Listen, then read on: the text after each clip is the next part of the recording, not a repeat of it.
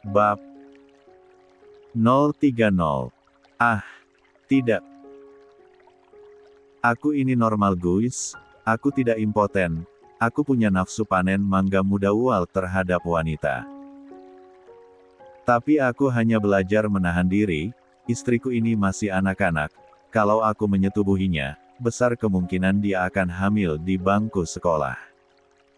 Apakah aku ini bodoh? Zaman sekarang itu sudah canggih, bisa memakai pengaman untuk mencegah kehamilan, ada banyak variasi. Pula, kenapa aku tak menggunakan itu saja supaya bisa melakukannya? Jujur saja, aku tak mau pakai pengaman, kata orang itu mengurangi kenikmatannya, maka aku tidak memakainya. Aku berniat menunggunya hingga lulus, tetapi aku juga tak bisa menjamin, jika suatu waktu aku benar-benar melakukannya. 73. Ah sudahlah. Aku juga tak mau memaksakan diri, jika memang lada akhirnya aku akan melakukannya, itulah saat di mana batas perjuanganku berakhir. Aku berpamitan pada Natasha untuk pergi ke rumah Fandi setelah sedikit mengobrol, aku memakai helmku dan pergi. Aku memikirkan hal apa yang bagus untuk memberikan pelajaran pada si Jalang dan ibunya itu. Aku jadi tak sabar ingin segera sampai, dan melihat wajah ketakutannya, serta wajah memohonnya untuk aku lepaskan. Hahaha. 74. Setibanya di rumah Fandi, aku langsung saja masuk ke halaman rumahnya dengan motorku, lalu aku parkirkan di sana dan turun. Fandi yang mendengar suara motorku keluar dari belakang rumahnya, sepertinya gudang itu berada di sana. Fandi ditemani oleh 3 preman bertubuh tinggi dan kekar, tato memenuhi tubuh mereka. Hii, ngeri juga, aku merinding melihat mereka yang sangar seperti itu. Langsung masuk aja Jas, mereka kangen sama lu, ajak Fandi tersenyum miring. Aku dan Fandi berjalan bersama menuju gudang yang terletak di belakang rumahnya. Rumah ini adalah rumah pribadi Fandi, yang sudah disiapkannya untuk masa depan dengan Vera, tetapi sayangnya Vera lebih dulu pergi, sehingga mimpi Fandi untuk bisa hidup bersama di rumah ini pun kandas. Aku kasihan pada Fandi, dia pasti masih merasa sedih kehilangan Vera. Aku sampai di depan gudang rumah Fandi, yang ternyata dipisah dari rumah utama. Fandi membukakan pintu gudang untukku, dan mengajakku masuk. Begitu masuk, aku melihat 2 wanita terikat di sana, mulut mereka juga dibungkam dengan lakban berwarna hitam. Ekspresi mereka saat melihatku, tentu saja yang sangat aku nantikan. Ekspresi itu seolah menjerit dan memintaku untuk mengampuni mereka. Aku menyunggingkan senyum miring dan berjongkok di hadapan mereka. Anita melotot padaku, seakan dia berkata, "Tolong lepaskan aku." Rambutnya acak-acakan, matanya hitam karena tak tidur, ibunya pun sama, raut ketakutan kini tampak di wajahnya. Aku mendekatkan wajahku pada Anita, lalu melepaskan lakban dari mulutnya. "Pak Jason, tolong lepaskan saya Pak, saya mohon." Anita berteriak meminta aku melepaskan dirinya. "Apa? Pak? Kemana panggilan sayang yang kamu gunakan untuk memeras saya?" Tanyaku santai. "Pak tolong maafkan saya mohon lepaskan kami Pak." Anita kembali memohon dengan lelehan air mata. "Saya. Bukankah kemarin kamu ngomong, aku, kamu. Kenapa berubah lagi?" Tanyaku lagi. "Ah, aku rindu panggilan sayang darinya itu, panggilan yang membuatku muak dan ingin membunuhnya. Tolong maafkan saya Pak, ampuni kami janji gak akan pernah mengulanginya lagi. Anita memohon dengan cucuran air mata yang semakin deras, tangisnya semakin menggema di dalam gudang itu. Beruntung, rumah Fandi jauh dari pemukiman, sehingga aku sangat santai walaupun dia menangis kencang. Kamu pikir saya akan diam saja ketika kamu mempermainkan saya?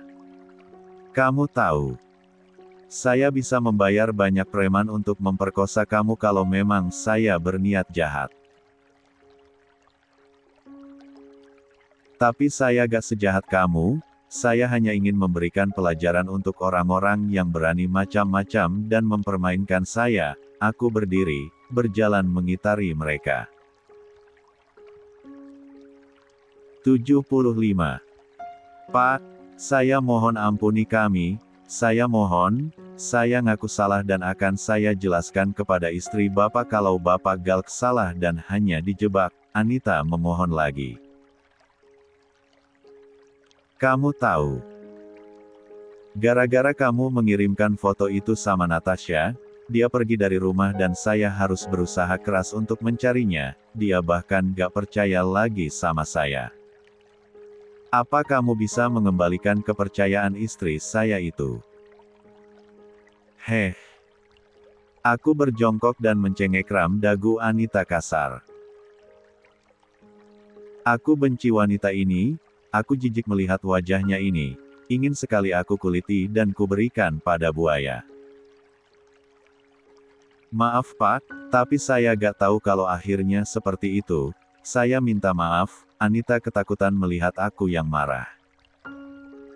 Aku memang tak pernah semarah ini meskipun orang sering membuatku marah, tetapi kali ini aku tak bisa menahan diri lagi. Untuk orang-orang seperti mereka, aku takkan memberikan toleransi lagi.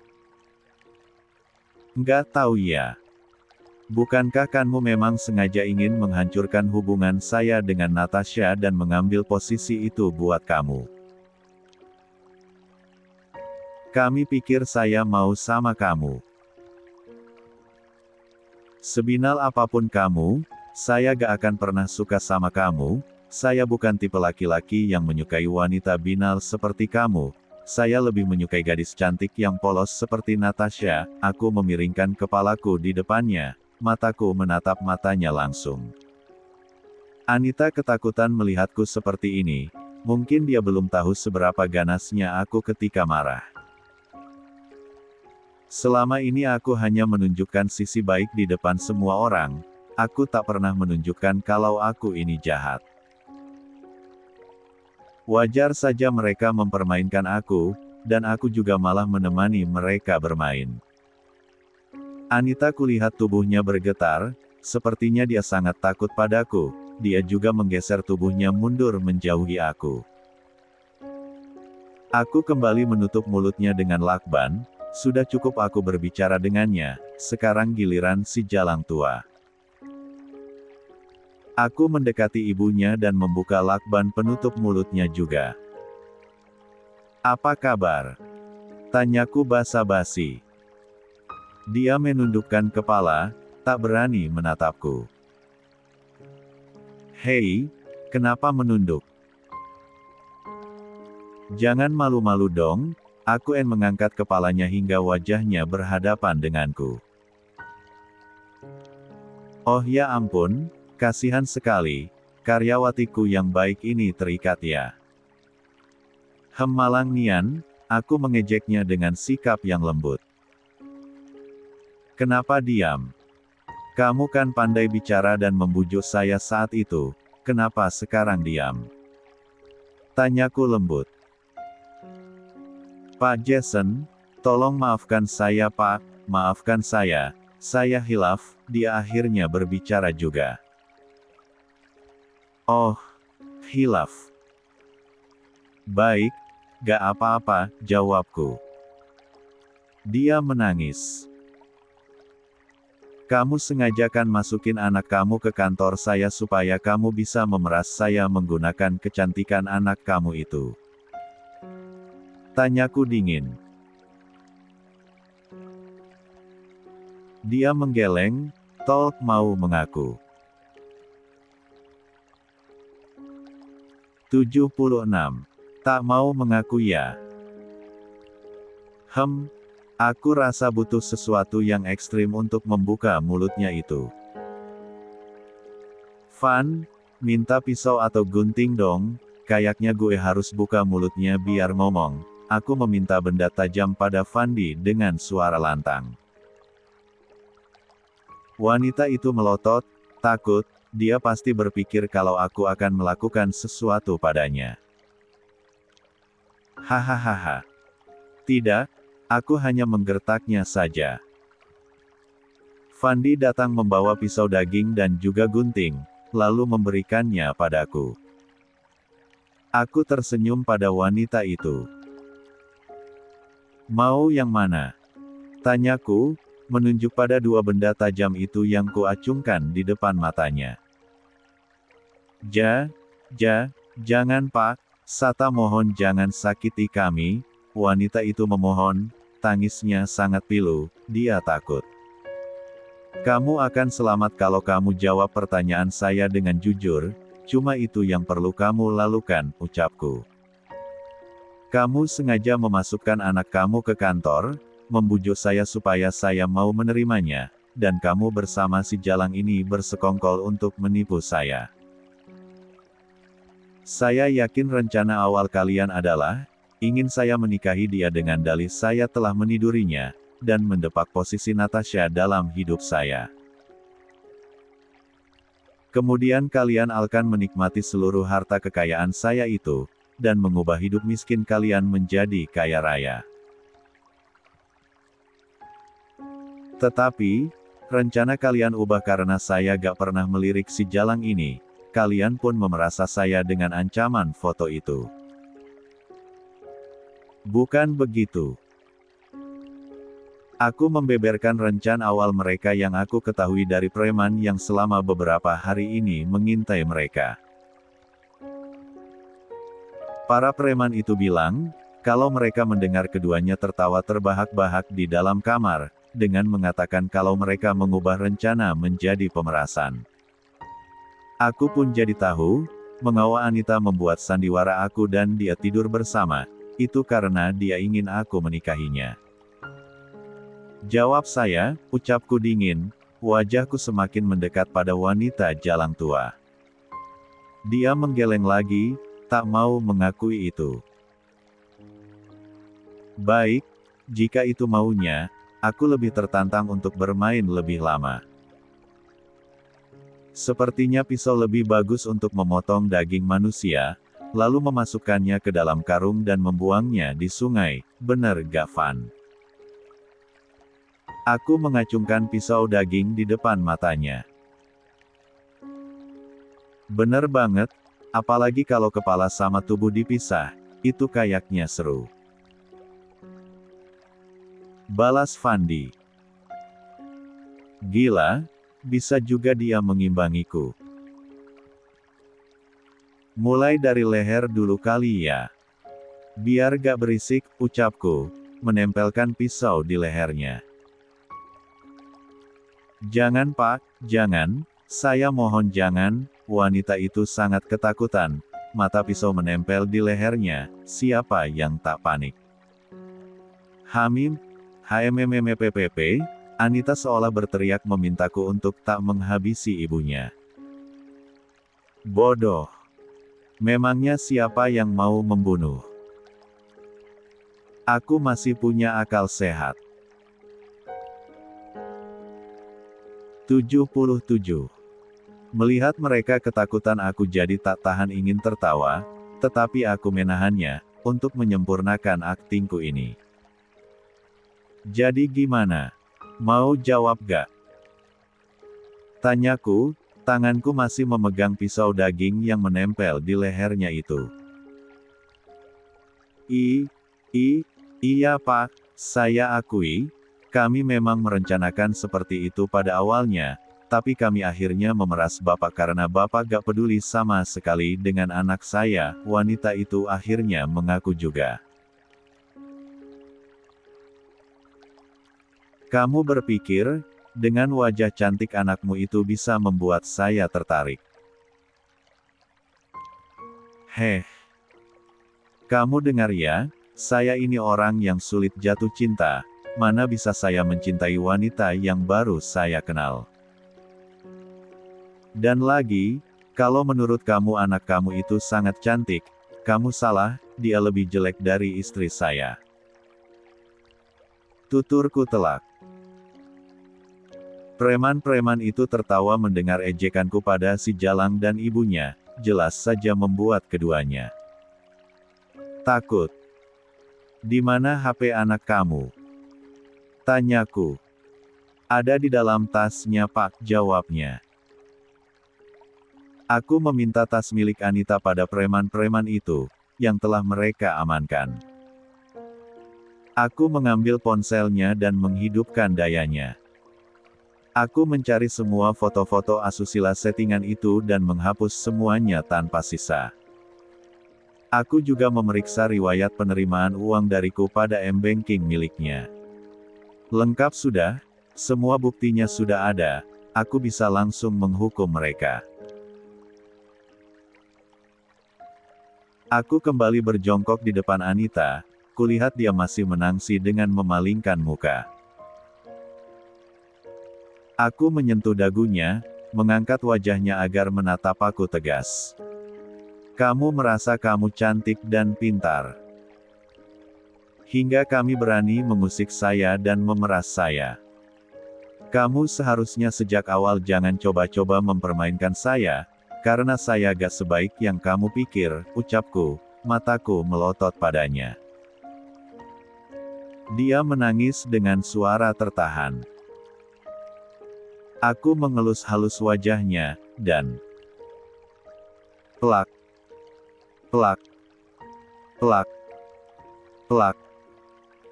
Aku menamparkan kedua pipinya bergantian masing-masing 2 kali, air matanya semakin deras. Sakit. Tentu saja, tanganku ini lebih besar dari tangannya.